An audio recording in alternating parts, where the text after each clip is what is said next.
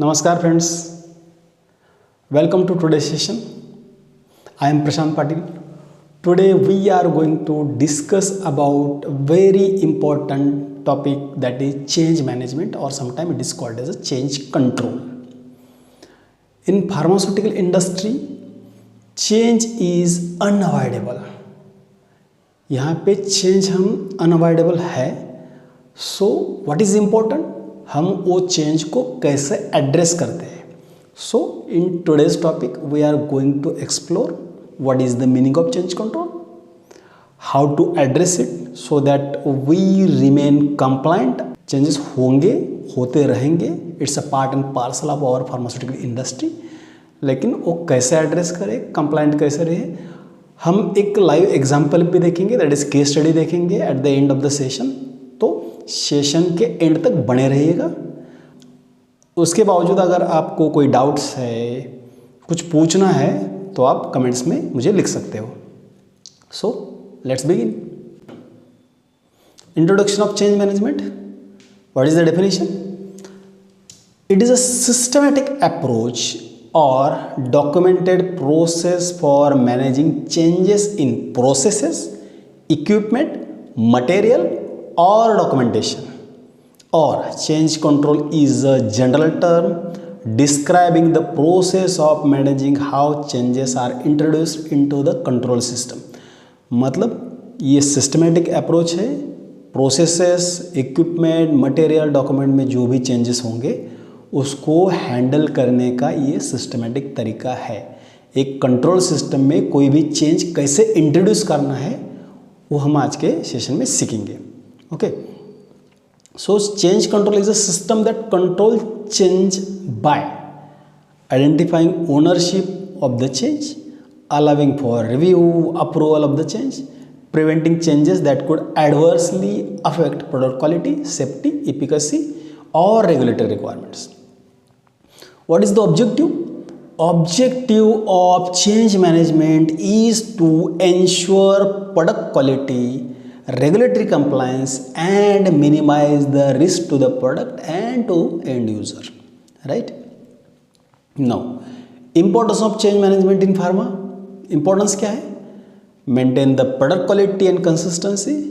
Change management से हम product quality को मेंटेन करते हैं, उसकी कंसिस्टेंसी को मेंटेन करते हैं. It enhance operational efficiency. हमारी जो प्रोडक्टिविटी है उसकी कैपेसिटी बढ़ाती है, उसको एनहांस करती है. Ensures compliance with the regulatory requirements. Regulatory guideline के साथ एक कंप्लायंस, जैसे कि गाइडलाइन है 21 CFR पार्ट 210, 211, EU GMP है, WHO GMP है, रिवाइज शेड्यूल है. तो उसके जो कंप्लायंस है उसको इंश्योर करता है change management system. Right, at the same time it help us to mitigate the risk, also provides traceability, accountability during the audits. कोई भी चेंज हो गया हो तो हमको पता कैसे चलेगा? ऑडिट के टाइम पे हम एक्सप्लेन कर नहीं पाएंगे अगर हमको ये पता नहीं है, चेंज मैनेजमेंट सिस्टम नहीं होता तो ये ट्रेसेबिलिटी देता है, अकाउंटेबिलिटी देता है. Right, and prevents problems caused by properly manage the changes. अगर changes without documentation हो तो हमको पता भी नहीं चलेगा और नए नए प्रॉब्लम्स को हम फेस कर सकते हैं. इसके लिए change management in pharma is very essential, very important. Types of changes in pharma. कुछ लोग फार्मा में माइनर, मेजर, कुछ लोग टेम्पररी, परमानेंट, ऐसे चेंजेस का डेफिनेशन करते हैं. कुछ इंडस्ट्री में टाइप्स जो चेंजेस होते हैं वो मेजर, माइनर, मॉडरेट, क्रिटिकल ऐसे भी होते हैं. लेकिन जनरली ऑल इंडस्ट्री में जो एक्सेप्टेबल है वो है major, minor. And major minor में भी टेम्पररी है कि परमानेंट है, तो वो समझते हैं हम लोग अभी. ठीक है, मेजर चेंजेस का मतलब क्या है? Major changes are those that are likely to have a significant impact on the product quality. Product quality के ऊपर significant impact करने वाले जो changes हैं उनको major changes में गिना जाएगा. Minor changes क्या है? Minor changes are those that are unlikely to have any detectable impact on the product quality. Product की quality के ऊपर कोई detectable impact नहीं है, ऐसे changes है तो minor करेंगे. अगर मेजर माइनर कैटेगरी हम टाइप करते हैं फिर भी हमको टेम्पररी की परमानेंट है वो भी डिसाइड करना पड़ता है। तो टेम्पररी का मतलब क्या है, शॉर्ट टर्म चेंजेस और लिमिटेड इन ड्यूरेशन, और जनरली टेम्पररी चेंजेस वो रिवर्सिबल होते हैं, ठीक है। परमानेंट चेंजेस क्या है, permanent changes are long term changes, indefinite changes, it becomes new standard. तो परमानेंट चेंजेस रिवर्सिबल नहीं होते। Categories of changes in pharma, एक कैटेगरीज में हमने क्या किया है, कौन कौन से एरियाज में चेंजेस इंप्लीमेंट हो सकते हैं, इम्पैक्ट कर सकते हैं, वो कैटेगरी है। For example some changes are related to facility, HVAC को मॉडिफिकेशन कर दिया, एरिया को मॉडिफाई कर दिया तो फैसिलिटी रिलेटेड चेंजेस है। Equipment related, new machinery add हो गई, मशीनरी को मॉडिफाई कर दिया, those are changes related to equipment. Process related, batch size में एडजस्टमेंट कर लिया हमने, बैच साइज चेंज कर लिया तो वो है process related change. Material related, हमने किसी एक्सिपिएंट को सब्स्टिट्यूट किया या एपीआई को चेंज किया तो वो है material related change. Other changes are documentation related, for example SOP revise हो रहा है, एसओपी अपग्रेड हो रहा है तो those kind of changes are categorize as a documentation related changes, ठीक है। एग्जाम्पल्स देखते हैं अभी। मेजर के एग्जाम्पल्स क्या है, altering the active ingredient concentration और एक्सपेंड ग्रेड और टाइप, ये मेजर में गिना जाएगा। Changing the manufacturing process, equipment और क्रिटिकल प्रोसेस पैरामीटर्स, ये भी मेजर में गिना जाएगा। Switching to different type of container closure system, generally container closure system जो है वो प्राइमरी पैकेजिंग मटेरियल के ऊपर इम्पैक्ट करता है, उसका इम्पैक्ट स्टेबिलिटी के ऊपर होता है, इसके लिए उसको मेजर में गिना जाएगा। Moving production to different site, एक साइड बदल के हम दूसरे साइड में जा रहे हैं तो भी मेजर चेंज है। मैन्युफैक्चरिंग साइड चेंज कर रहे हैं तो भी मेजर चेंज है। एपीआई का सोर्स चेंज कर रहे हैं, सप्लायर चेंज कर रहे हैं, मैन्युफैक्चरर चेंज कर रहे हैं तो भी वो मेजर चेंज में गिना जाएगा। माइनर चेंजेस क्या है then, replacing equipment with same make model design function, अगर ऐसा है तो माइनर में गिना जाएगा। बैच साइज का चेंज है तो भी माइनर में गिना जाएगा। बैच साइज का चेंज अगर बहुत बड़ा चेंज है तो हो सकता है वो कभी कभी मेजर में भी आएगा और उसका इम्पैक्ट वैलिडेशन के ऊपर, स्टेबिलिटी के ऊपर हो सकता है। 10% के अंदर है तो वो माइनर में आप कंसिडर कर सकते हो। Changing a supplier for non critical excipient, अगर नॉन क्रिटिकल एक्सिपेंट है उसका एक सप्लायर चेंज कर रहे हो आप तो माइनर में। टर्शरी सेकेंडरी पैकेजिंग का मटेरियल का चेंजेस हो रहा है, that is also categorize as a minor. Documentation में चेंज हो रहा है, that is also categorize as a minor changes. ये माइनर चेंज है कि मेजर चेंज है वो कैसे समझेंगे हम, तो समझने का एक तरीका है, उसके लिए अलग अलग criteria. For example criteria number 1, impact on the product quality. Product quality के ऊपर निग्लिजिबल और नो इम्पैक्ट है, माइनर चेंज है। पॉसिबल और डेफिनेट इम्पैक्ट है, मेजर चेंज है। वैलिडेशन क्वालिफिकेशन रिक्वायरमेंट है क्या, माइनर चेंज के लिए usually not required, major change के लिए often required. Regulatory impact not, no filing, notification needed, minor change है। May require regulatory submission, major change है। इसका एग्जाम्पल क्या है, typographical correction in SOP, minor change है। Minor equipment relocate within same area, minor change है। New equipment, major change है। Process parameter change, major change है। API vendor change, major change है। Facility modification change, major change है। और minor के लिए कुछ कुछ कंपनियों में ये कैटेगराइज किया जाता है, हालांकि मेजॉरिटी ऑफ कंपनीज में approval level, approval procedure same रहता है इररिस्पेक्टिव ऑफ माइनर और मेजर चेंजेस, ठीक है। नाउ अभी हमको टेम्पररी और परमानेंट चेंज में समझना होगा। टेम्पररी चेंजेस में क्या है, प्रोसेस रिलेटेड कौन से होते हैं temporary changes, increase drying temperature for 2 batches to assess the drying efficiency improvement, ये ट्रायल बेसिस पे होता है और बाद में वैलिडेट होता है, ये टेम्पररी चेंज है। इक्विपमेंट यूज ऑफ अल्टरनेट, मतलब ग्रैनुलेटर बंद हो गया हमारा, सेम ग्रैनुलेटर मेक मॉडल है, 1 या 2 बैच के लिए हमको करना है तो वो टेम्पररी चेंज होता है।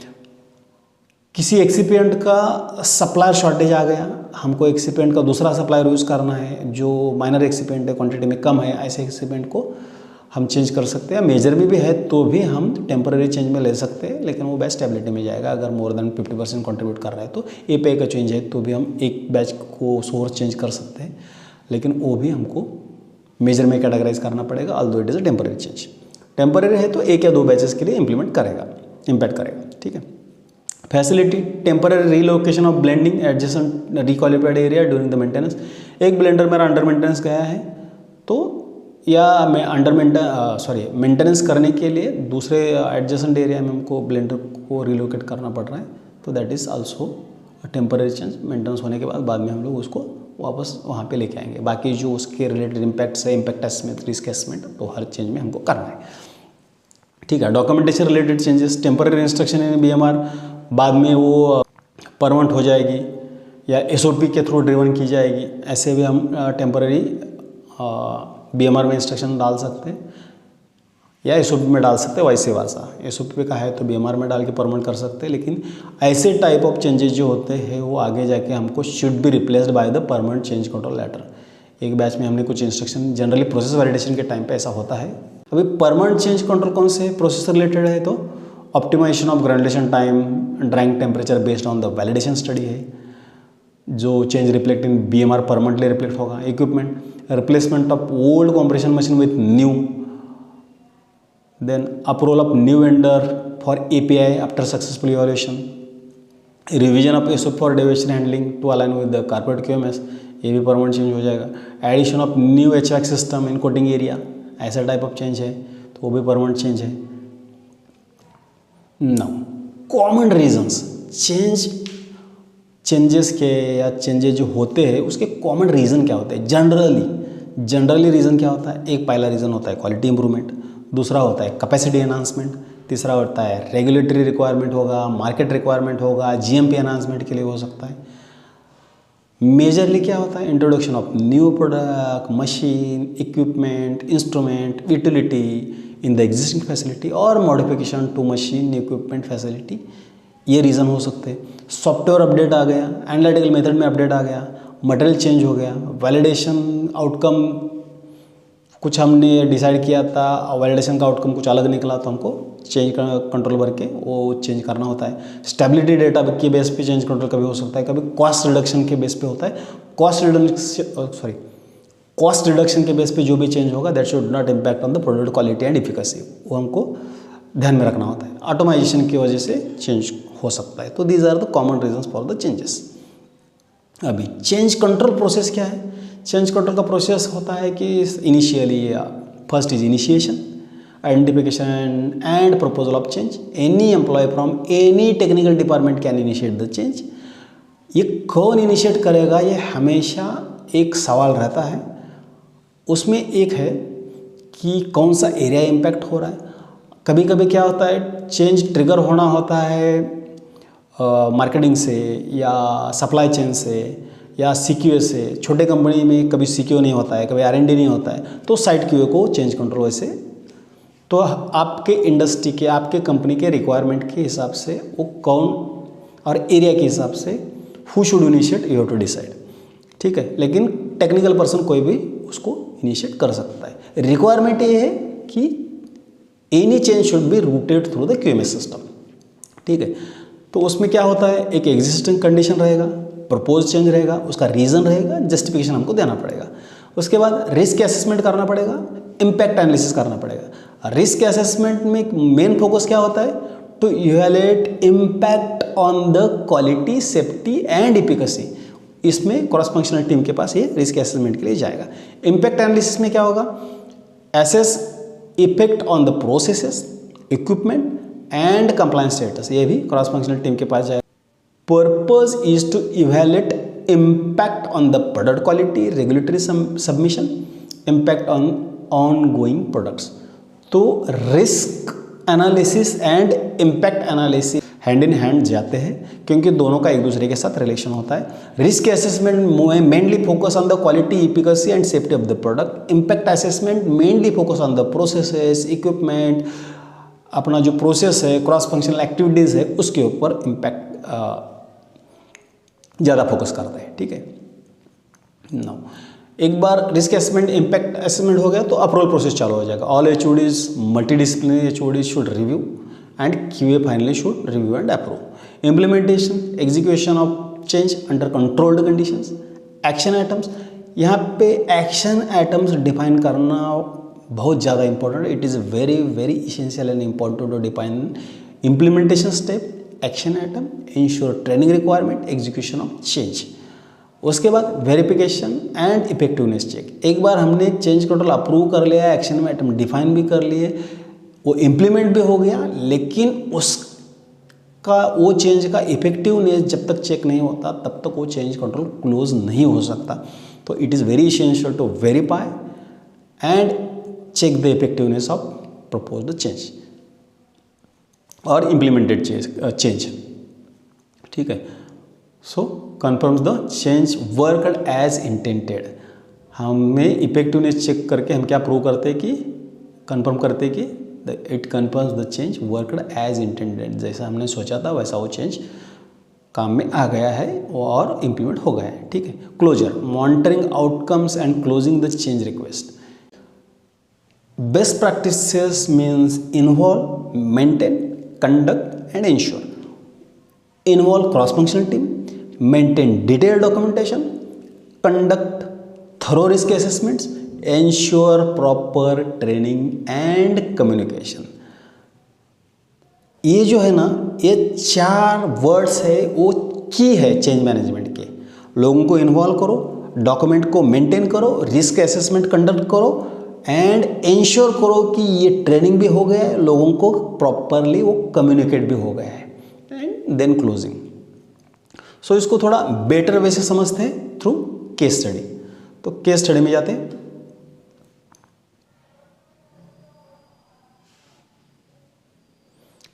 एग्जाम्पल देखो, scenario 1, modification of HVAC system in manufacturing facility.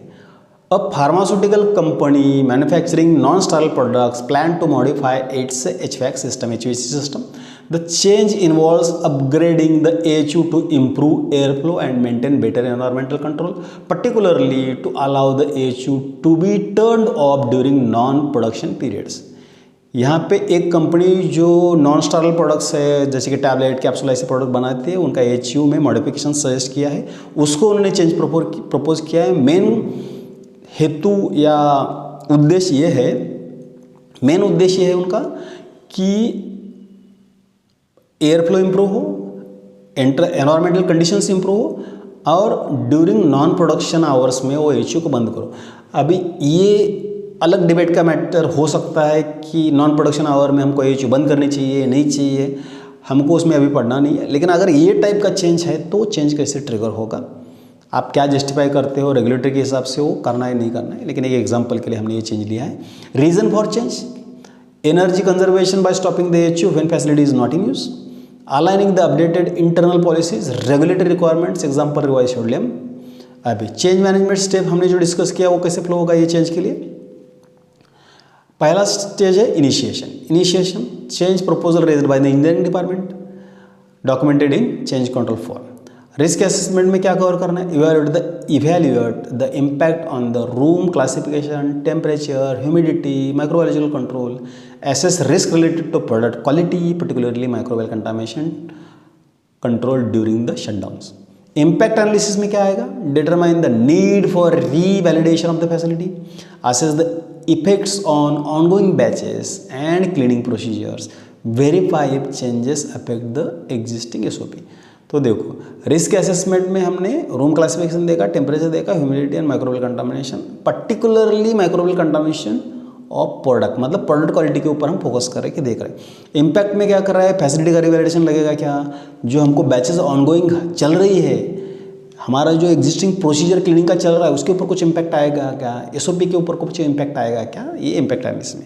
अभी अप्रूवल प्रोसेस इंजीनियरिंग डिपार्टमेंट में चालू किया, वो क्रॉस फंक्शनल टीम के पास जाएगा, प्रोडक्शन, इंजीनियरिंग, रेगुलेटरी अफेयर्स और मैनेजमेंट के पास, क्वालिटी यूनिट के पास अप्रूवल के लिए जाएगा। इम्प्लीमेंटेशन में क्या होगा, perform HVAC modification during the planned down time. तो इम्प्लीमेंटेशन कब करना है ऐसे चेंजेस का, जब आपका प्लान्ड डाउन टाइम हो, शटडाउन हो या डाउन टाइम हो। Monitor environmental condition during and after implementation. After that हमको वेरिफिकेशन एंड क्लोजर में क्वालिफिकेशन स्टडीज करनी होती है, IQ, OQ, PQ for the modified AHU system, HVAC system, conduct area recovery study, update SOP accordingly, maintain the AHU on off record. हमने change ही इसलिए propose किया था कि हम ड्यूरिंग शटडाउन के टाइम पे ऑन ऑफ करेंगे, नाइट शिफ्ट में ऑन ऑफ कभी कभी होता है तो उसका रिकॉर्ड चाहिए हमको।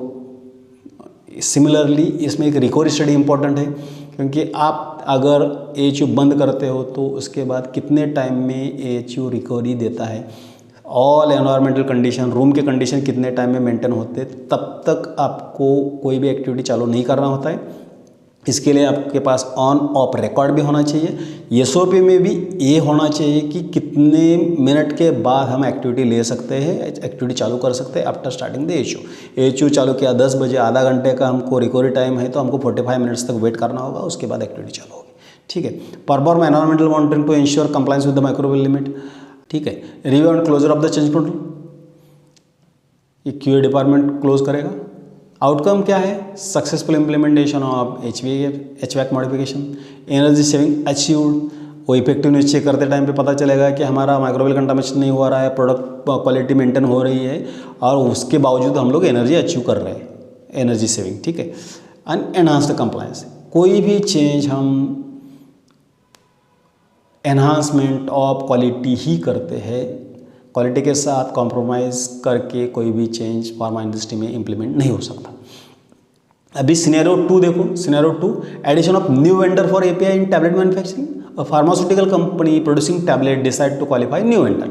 ठीक है। API सप्लायर के न्यू वेंडर हमको क्वालिफाई करना है, उसके लिए हमने चेंज किया, इंट्रोड्यूस करना है, या नए वेंडर से हमको API लेना है, उसके लिए ये चेंज है। रीज़न क्या है? To ensure consistent supply of the API and our production deal. एक ये होता है टू रिड्यूस कॉस्ट, दूसरा हो सकता है to reduce cost while maintaining quality and compliance.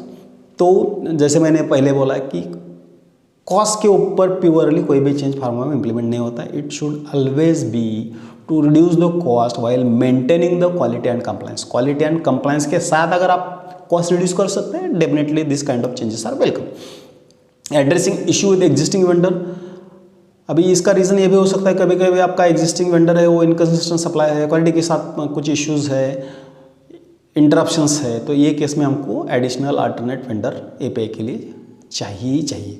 ठीक है। तो ये चेंज मैनेजमेंट कैसे होती है? Steps, initiation, change proposal initiated by procurement और सप्लाई चेन। ठीक है। देन चेंज कंट्रोल फॉर्म भर दिया, risk assessment, evaluate the potential risk to the product quality safety efficacy, assess the new vendor's compliance with the regulatory requirement. अगर कोई भी vendor आप उठा के लेके नहीं आ सकते, उसका रेगुलेटरी कंप्लायंस क्या है, उसके मार्केट में क्रेडेंशियल क्या है, उसके सप्लाईज के स्टेटस क्या है, वो सारा चीज़ उसको आपको इवैल्यूएट करना पड़ता है, उसके रिलेटेड रिस्क असेसमेंट करना पड़ता है। अब उसके बाद इम्पैक्ट एनालिसिस करना पड़ेगा। इम्पैक्ट एनालिसिस में क्या करेंगे? Perform comparative analysis of API specification, impurity profile and stability data. पुराने वेंडर का API, नए वेंडर का API, दोनों को हमको कंपैरेटिव एनालिसिस करना पड़ेगा, एक टेबल बनाना पड़ेगा। स्पेसिफिकली ऐसे impurity profile and stability data के साथ हमको कंपेयर करना पड़ेगा और वो कंपैरिजन के बेस पे हमको डिसाइड करना होता है। ठीक है। Evaluate the need for analytical method validation, compatibility studies. अभी API सेम है लेकिन कभी कभी क्या होता है, रूट ऑफ सिंथेसिस थोड़ा चेंज है, मॉडिफाई है, नए वेंडर के साथ आया, तो हमको कंपैटिबिलिटी स्टडी भी करना पड़ता है और स्टेबिलिटी में हमको चार्ज भी करना पड़ेगा।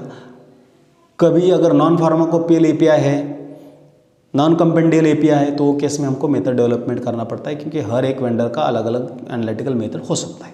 ठीक है। Assess the impact of existing product, registration and regulatory submission. Regulatory submission है तो हमको वेरिएशन फाइल करना पड़ता है, क्योंकि रेगुलेटरी सबमिशन में आप वेंडर का नाम देते हैं, कोई भी वेंडर आप अपनी मर्जी से चेंज नहीं कर सकते। If your product is registered with the regulatory authorities, you cannot change और add vendor to your system without approval from the regulatory bodies. ठीक है। Approval process, obtain input from the cross functional team, QA, R&D, regulatory affair and production. QA approval, risk assessment, impact assessment, ये सब दे के QA approve करेगा। Implementation, conduct vendor qualification through audit, quality assessment, perform validation batches using new API। नया API आया तो हमको validation करना ही है और स्टेबिलिटी के लिए बैचेस चार्ज करना ही है।